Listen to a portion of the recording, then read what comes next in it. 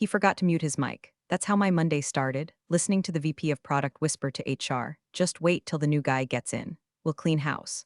I was on the same Zoom call, 3 tiles down. Camera off, mic muted, smile plastered. Typical. 8 years in that office, and I'm still the ghost in the walls. The one who updates the compliance binders no one reads, fixes board minutes no one notices are broken, and sweet talks our lender's legal counsel over holiday weekends to keep us out of technical default. But sure, clean house. Just don't forget who signs off on the house's insurance policy. At Redmont Systems, I was what you might call the quiet hinge. Not the door, not the lock. Just the thing that keeps the whole mess from falling off when people slam it too hard. Every quarter, someone higher up would break something, forget to notify the bank about a major change, violate a debt covenant with some flashy hire, or fudge a timeline to look better on a slide deck. And I'd be the one up till midnight, reformatting language, booking last-minute notaries, or smoothing it over with our account manager at State Mid-Bank. Nobody ever said thank you, but they didn't fire me either, which, in corporate America, is pretty much affection. Anyway, before we go further, I've got to ask a little favor. I know 90% of folks listen to these stories like I'm a voice inside their fridge or something, but if you like hearing about corporate chaos, backdoor contracts, and petty revenge dressed in HR lingo, go ahead and hit that like button and maybe even subscribe. It motivates the team, keeps the lights on, and lets me keep telling you exactly how the sausage is made. All right, back to it. The truth is, I didn't mind being overlooked. It gave me room to maneuver. While the execs chased their tailwinds and synergistic partnerships, I built relationships that actually mattered. Take Jan from State Mid, Senior Loan Oversight Officer. She liked me because I remembered her birthday, and because I didn't treat her like a vending machine for cash. She's the one who flagged a language discrepancy in our debt agreement 4 years ago, before it triggered a compliance review. I fixed it quietly. I always fixed it quietly. I wasn't flashy, never climbed the ladder, never tried. My desk was 3 rows back from the window. I brought in donuts on Fridays. I recycled the K-cups. I remembered when the founder's wife had hip surgery and sent flowers, signed from the whole company even though nobody else knew. I knew where the real power lived in the fine print, and I lived in it. Every clause, every rider, every acronym tucked into a footnote that could derail a deal. I slept better knowing I was the only one who actually read the damn documents. The founder, Richard Green, knew that. He didn't say it often, but he'd nod at me sometimes, just once like, you see it too. He was the kind of man who understood stability wasn't sexy, but it kept the lights on. He built Redmont with a calculator and a moral compass. And we landed the $120 million operational loan from State Mid. It was me in the room with him and the bank's attorneys. I reviewed the draft. I requested one small amendment, continuity clause. It required a specific individual me to approve any material policy shift or funding disbursement above a set threshold. Not for vanity, for consistency. Nobody noticed. It was page 43, clause 12C, Roman 2. They signed it, and then Richard retired. No grand farewell. Just a company-wide email, one last bagel breakfast, and out he went, gray suit and all. His son, Carter, took over the next week. Now, I'd met Carter exactly 3 times before that. Once at the holiday party where he showed up 2 hours late, bragged about his startups, and spilled a martini on my flats. Once during a pitch rehearsal where he said my slide deck had grandma energy. And once when he cornered me in the break room to ask why his corporate card kept getting declined in Chalum. Answer: you didn't submit a travel authorization form. Shocker. So when Carter walked into the Monday leadership meeting in his shiny new CEO nameplate and said, "We're going to modernize this place," I knew what was coming. New brooms sweep clean, especially when they've never had to scrub a floor. He brought in a consultant from LA, started talking about lean orgs and cost center eliminations. Someone asked him about compliance continuity. He waved it off. "We've got docs, right? We'll find someone." I almost laughed, but I just nodded and took notes. 2 days later, he cut the budget for my department by 40%. 3 days later, he removed me from the exec thread. By Friday, I was called into HR. New VP of Ops looked like she was reading a grocery list. Effective today, your position is being dissolved as part of the organizational restructure. Please return all company property, and your severance package will be reviewed pending internal approval. Carter stood behind her, arms crossed, with that smug little grin he inherited from whatever prep school bred him. As I gathered my things, he leaned in and said, "Prove your value to my father."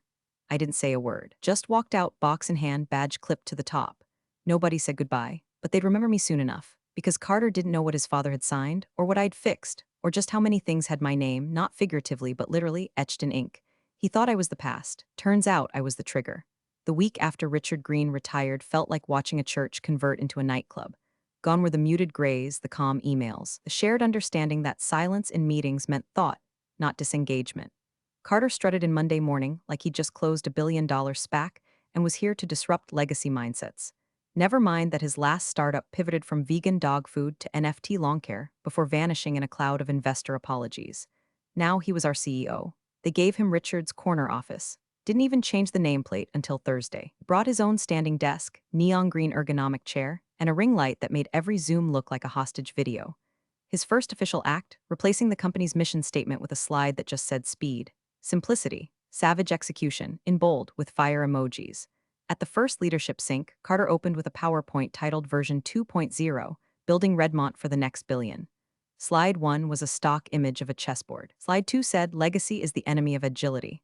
Slide 3 was a bullet list. Eliminate redundancy, collapse vertical silos, modernize backend compliance ops, increase output per FTE by 200%. I was FTE #006. Been there since we were 10 people in a co-working space with leaky HVAC and a microwave that sparked when you made oatmeal. And now I was redundancy. He never mentioned my name, but every time he said outdated processes, or boomer bottlenecks, or compliance overkill, his eyes drifted across the table to where I sat, quiet, neutral, professionally dressed like I didn't just hear my own eulogy. The ops VP, a guy Carter poached from a cryptocurrency exchange that got fined into oblivion, started talking about flattening the org chart and removing friction. I asked what the new plan was for risk disclosure under the loan. He blinked, we'll automate that. Automate what exactly? A legal certification? A clause with human signatory requirements? He didn't answer, just wrote something in his phone. That Friday, Carter hosted an Ask Me Anything town hall. Someone, I still don't know who, had the audacity to ask what he was most excited about. His response, trimming the fat. Honestly, we've got too many people doing jobs we don't need anymore. It's 2025. We've got AI. No offense to legacy folks, but if your value isn't obvious, I don't have time to excavate it. The room was silent. Don't worry, he added, we'll be fair. Everyone gets a chance to prove they belong in Redmont 2.0. The founder's old chief counsel was already gone by then, amicable separation, the email said. The finance director retired early. Our facilities manager transitioned out. That was 3 people in 5 days. And every empty desk felt like a funeral without flowers. Carter started walking around with a Bluetooth headset, a protein shake, and a permanent smirk like he knew something we didn't. I heard he told the intern he wanted hungry sharks, not sleepy dolphins on his team. I wasn't even mad, just tired. You can only be the calm in the storm so long before you realize the storm's got a flamethrower and a podcast. The worst part, people started listening to him. You could see the fear crawl in behind their eyes. Directors who used to stand tall now nodded through nonsense. Junior staff started repeating Carter's phrases in Slack like incantations, velocity mindset, brand perimeter integrity, compliance elasticity. Someone actually printed his savage execution slide and pinned it above the printer. And yet, nobody asked the real questions.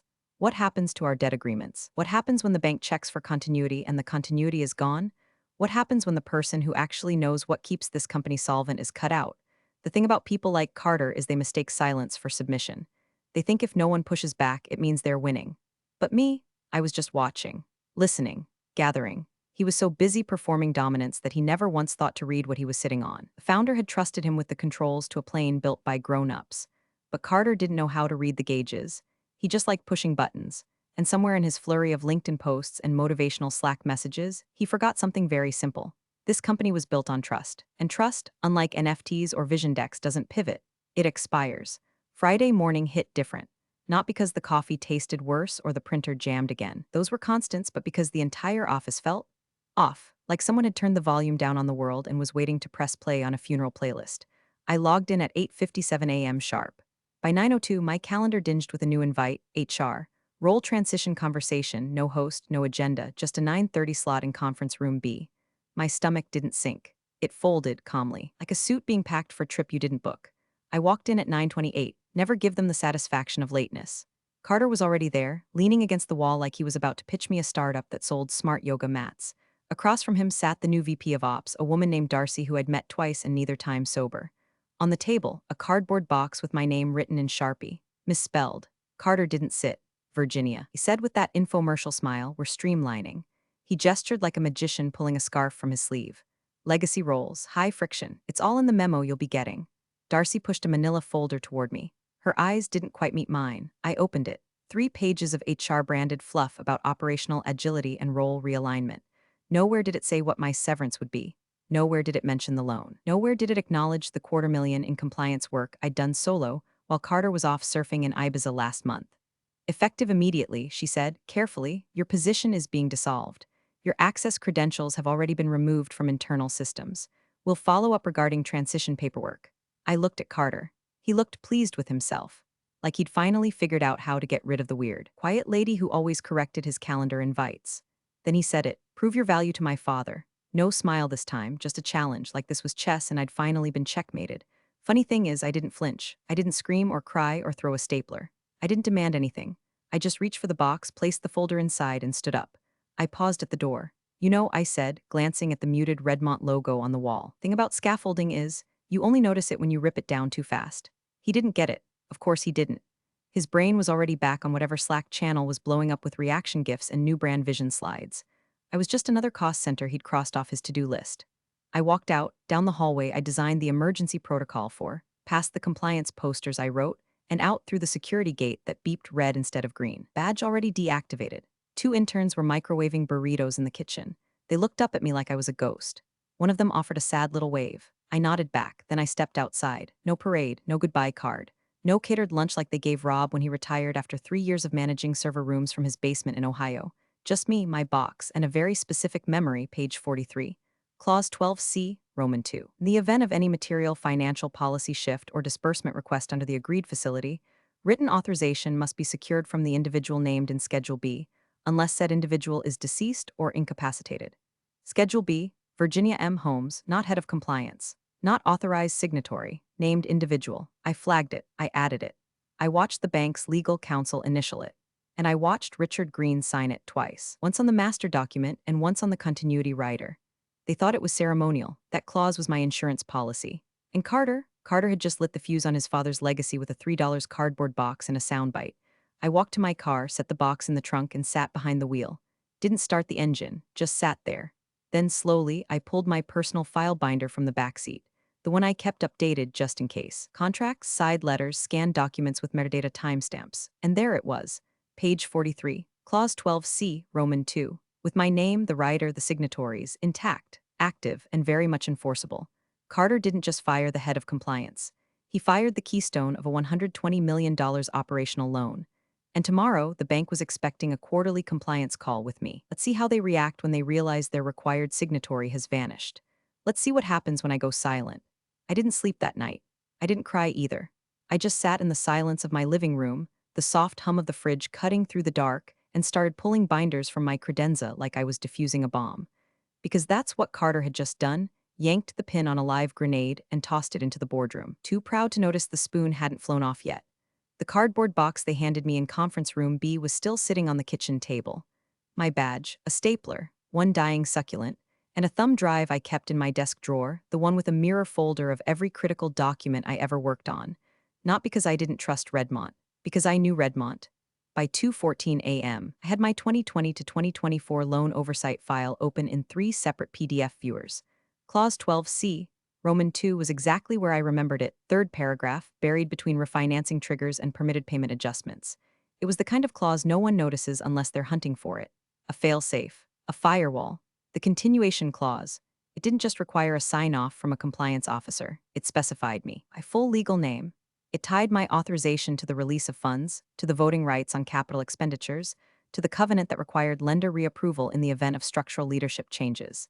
It was surgical, intentional. Richard had added it after a particularly brutal loan negotiation with State Mid's Risk Committee 3 years ago. He pulled me into his office afterward, handed me a paper coffee cup, and said, "You're the reason we still have leverage. I want that memorialized." I thought he was being nice. Turns out he was being strategic. Schedule B of the rider agreement was printed on company letterhead. His signature, mine, the bank's, it wasn't ceremonial, it was embedded. I stared at that clause until the words stopped looking like English and started pulsing with weight. This wasn't a gotcha. This wasn't revenge. This was leverage at 3:42 a.m. I sent a message through my personal email to Jan Tomason at State Mid. I didn't explain much, just asked if she had 15 minutes to speak in the morning. I attached the clause and labeled the subject line, Urgent Compliance Continuity Check-in Redmont Systems. I hit send, closed my laptop, then reopened it 10 seconds later and pulled up LinkedIn. Search for Redmont's company page. Carter had posted a CEO welcome video with his arms crossed, trying to look visionary in front of a blank whiteboard. The caption said, "Excited to usher Redmont into a bold new chapter. Leaner, faster, smarter. Let's scale together. #leadership #execution #Redmont 2.0." I clicked mute, took a screenshot, and saved it to a folder labeled Timeline Assets. At 8:03 a.m., Jan called. Virginia? Her voice was crisp. No small talk, just saw your email. I'm going to pretend I didn't open it until right now. You're not technically on their authorized list anymore, so this is an informal courtesy. I understand, I said. All I need is confirmation. Is the clause still valid? She didn't answer for 6 seconds. I counted them. Then, yes, clause 12C, Roman 2, is active. Your removal without notice or documentation constitutes a covenant breach. If we move forward with disbursement or expansion funding without your written sign-off, we're exposed. What does that mean for Redmont? It means we pause everything until your authorization is either reinstated or legally waived, which requires a board vote and a formal amendment. And if they already submitted a disbursement request, they have. Jan sighed. Then the clock is ticking. She didn't have to say what we both knew. Bank had 72 hours to verify compliance on pending disbursements. Otherwise, the entire pipeline would freeze. Payroll, procurement, vendor obligations, strategic initiatives, all of it. I appreciate the call, I said. One more thing, Jan added. You put that clause in, didn't you? With Richard's approval. She laughed low and sharp. Damn, you're good. I didn't respond. Just ended the call, reopened the file, and started building my timeline. Emails, approvals, version control, proof of signature, every document cross-referenced. I labeled a folder continuity packet and backed it up to 3 locations, 2 cloud, 1 hard drive. I also texted a friend in legal consulting. How quickly can I draft a scope of services for independent compliance advisory? Need it airtight, need it yesterday. By noon, I had 3 messages from unknown numbers. One was the new Ops VP, another from HR. The third, Carter. Hope you're well. Can we chat? Quick clarification about something in the loan docs. Nothing urgent, nothing urgent. He was already feeling the tremor, but he hadn't heard the crack yet. And me? I wasn't angry, I wasn't scared, I was awake. Monday morning arrived with the precision of a loaded gun clicking into place. I wasn't in the office. I wasn't on the call. I wasn't even listed on the org chart anymore. But I was very much in control, and Carter, poor idiot, had no idea the floor was about to dissolve under his brand-strategized loafers. 9 a.m. sharp. That's when the board call was scheduled. Expansion strategy review. A cool $50 million pull from the existing credit line to fund phase Roman 2 of their next-gen platform, whatever buzzword salad they cooked up to impress the new investor group.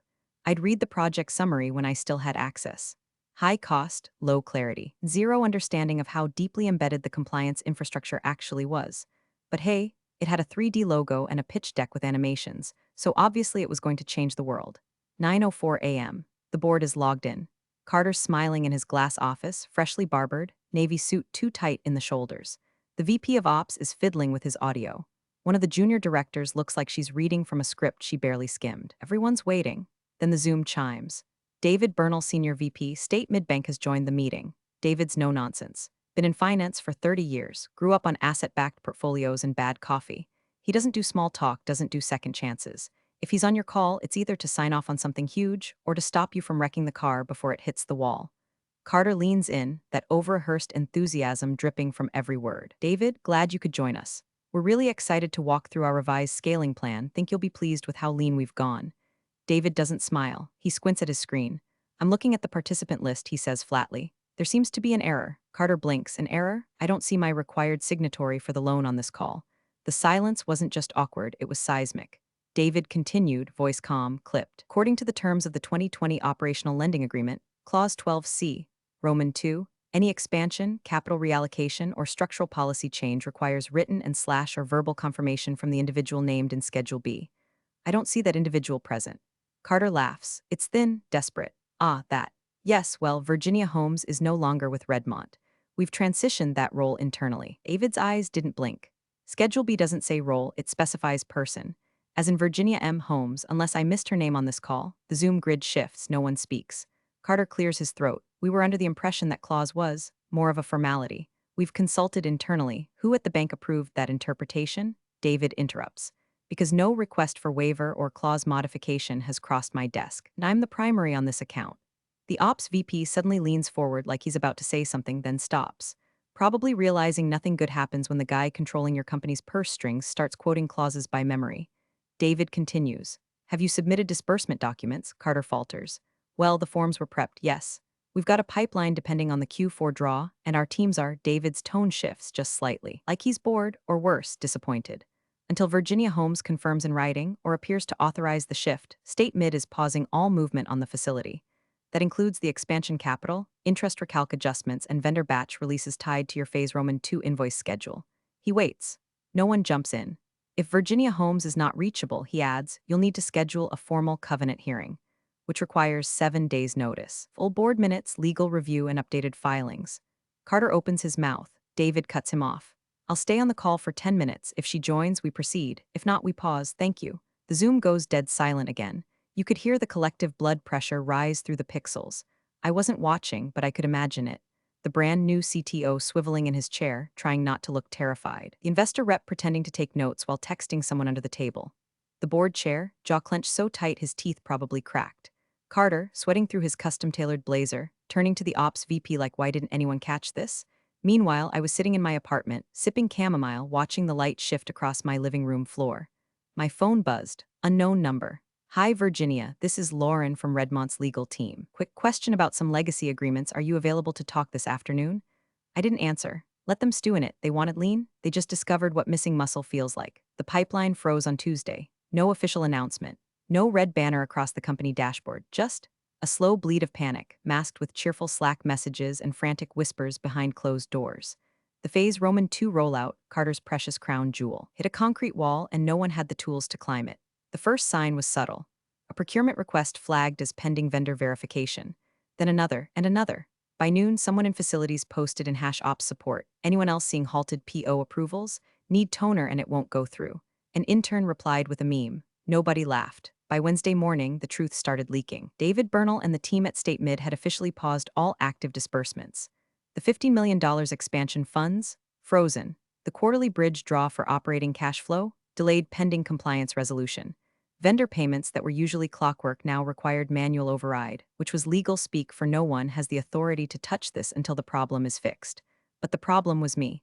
More specifically, the absence of me. Carter tried to downplay it at first. He told the board it was a temporary systems discrepancy, that legacy access rights were being restructured. Then he pivoted to technical misalignment, then outsourced errors, each one thinner than the last. The truth? They couldn't even open the damn portal. The bank's backend wouldn't accept signatures unless mine was on file or unless the clause was legally amended, which required a board vote, full legal documentation. Most critically, my participation and I was silent, phone off, inbox untouched, notifications muted. My LinkedIn, however, was very much alive. Virginia M. Holmes, independent compliance consultant, regulatory continuity strategist, advisor to high-stakes lending frameworks. Banner photo, a calm lake at dawn. Location, Columbus, Ohio.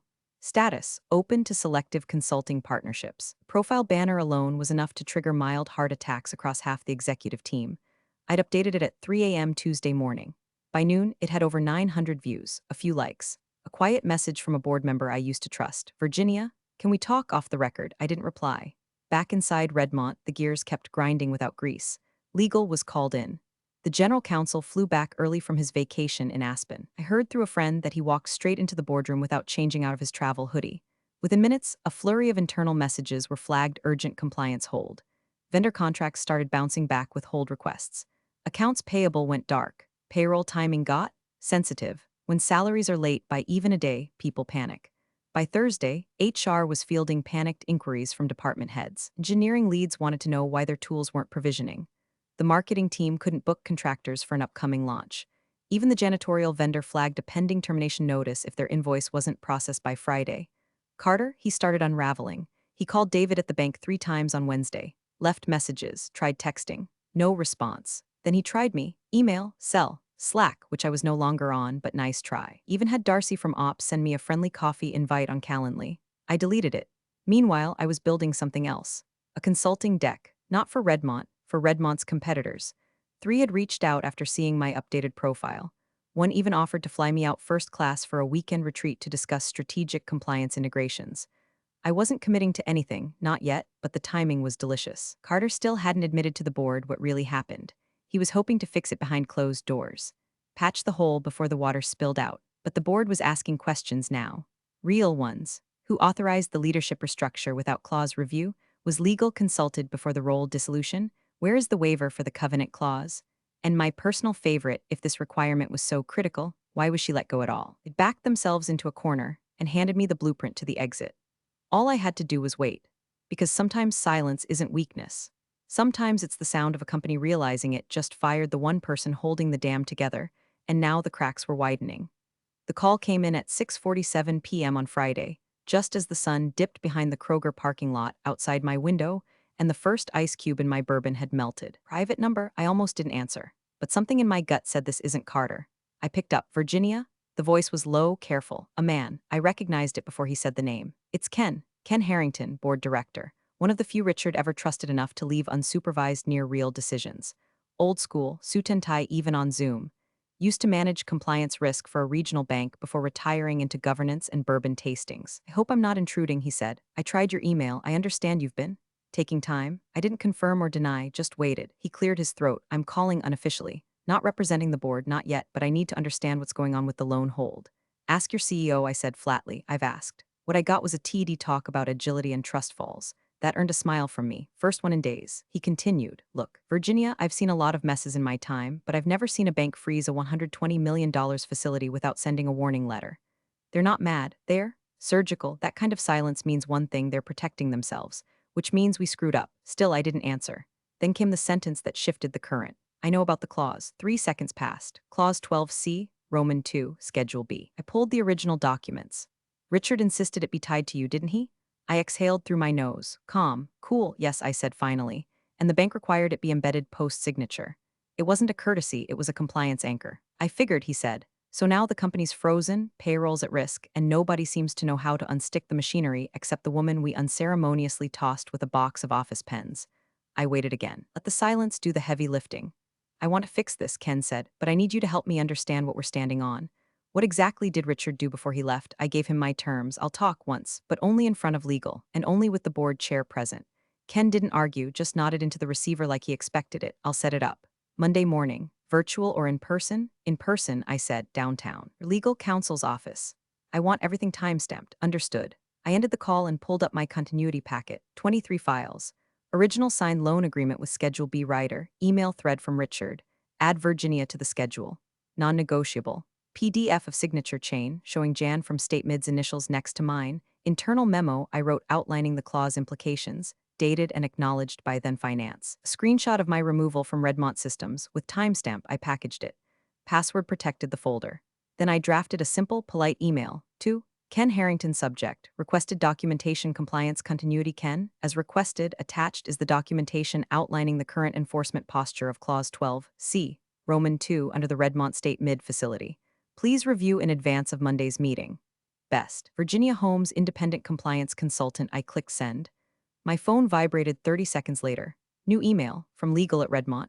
Subject line, urgent, meeting request compliance continuity discussion. I didn't open it. Instead, I sat back, sipped the last of the bourbon, and stared out the window as headlights blinked in and out of the grocery lot like dying stars.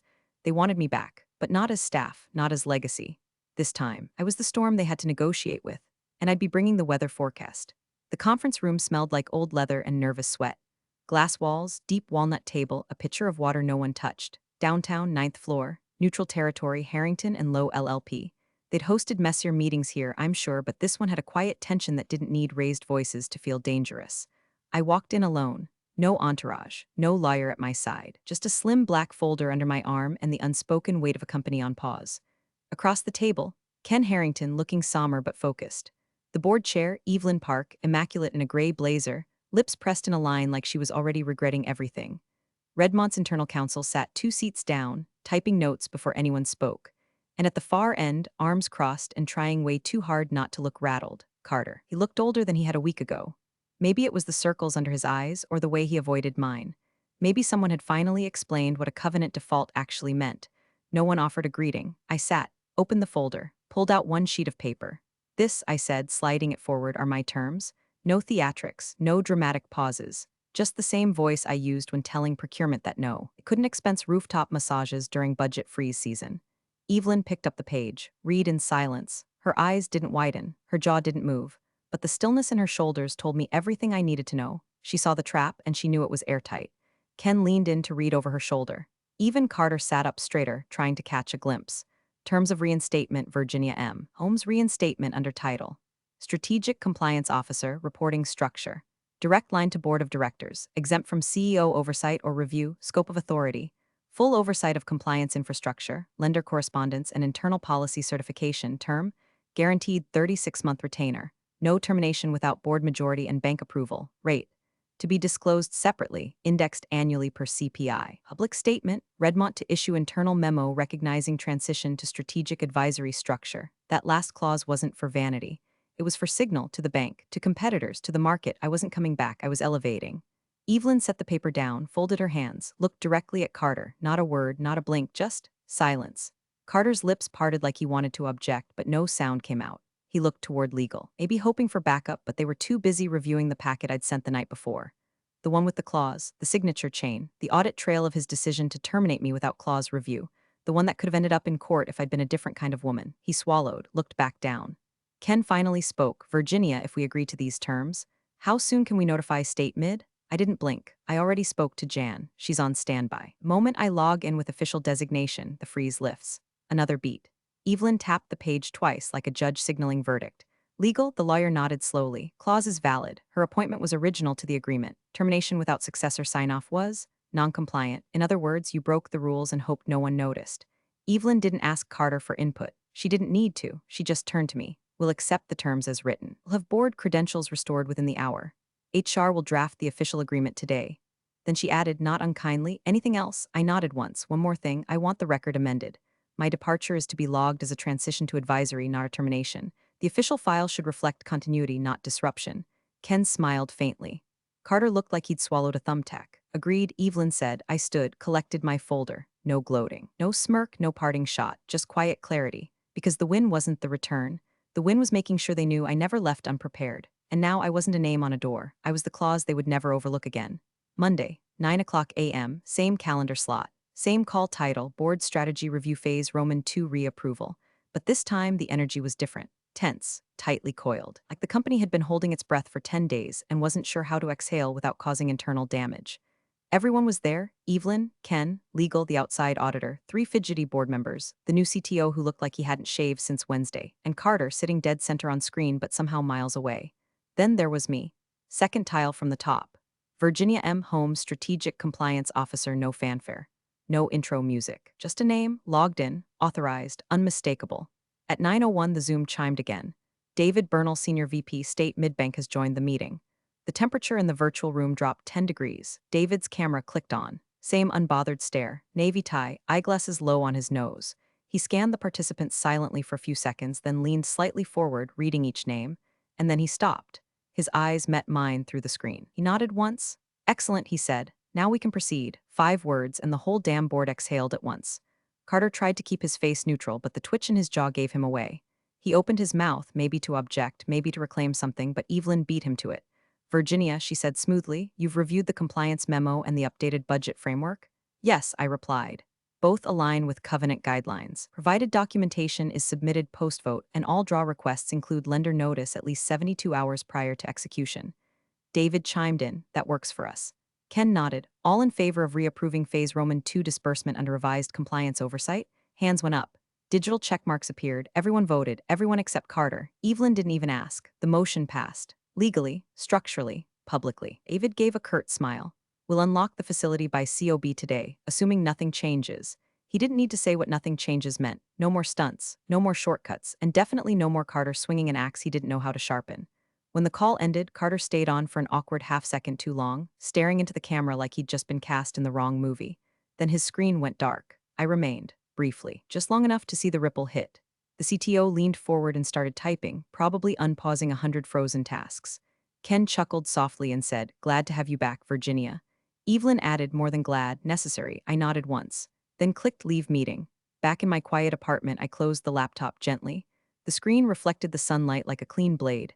I stood, poured myself a cup of black coffee, and let the silence return. This time, not as exile, but as authority. They thought I was paperwork, an appendix in the org chart, a legacy, but I was the condition they never read, the clause they didn't understand, the name they scrubbed too early. They told me to prove my value. I did. In red ink on a binding loan covenant they never bothered to read. Appreciate you sticking around, you legends of the break room. Subscribe for more chaos. Let's make your old managers spill their coffee in fear.